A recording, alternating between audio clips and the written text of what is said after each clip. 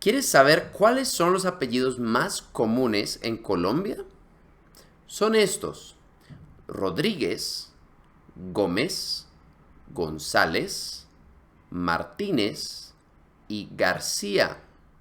Estos apellidos se ven en todo lado en Colombia, todo el tiempo. En los países de habla hispana, la mayoría de personas tienen dos apellidos. Las personas que tienen un solo apellido usualmente son extranjeros o personas que solo tienen un padre.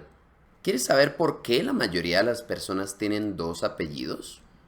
En estos países, a menudo cuando una mujer se casa, no toma el apellido de su esposo, se queda con su propio apellido.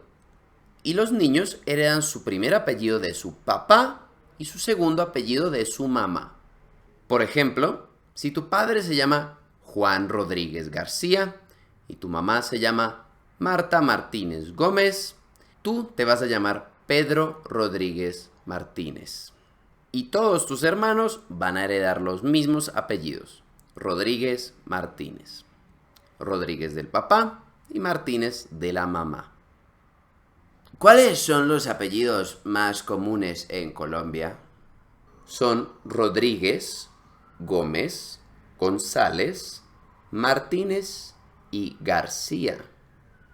¿Cuántos apellidos tienen las personas en los países de habla hispana? En los países de habla hispana, la mayoría de personas tiene dos apellidos. ¿Todas las personas en estos países tienen dos apellidos? No, algunas personas tienen un solo apellido. ¿Por qué algunas personas tienen un solo apellido? Puede ser, por ejemplo, por ser extranjeros o por no tener padre. ¿Cómo se heredan los apellidos en los países de habla hispana? El primer apellido se hereda del padre y el segundo apellido se hereda de la madre. Muchas gracias por ver este video. Si quieres ver más de nuestras historias en español, puedes dar clic en la playlist aquí arriba.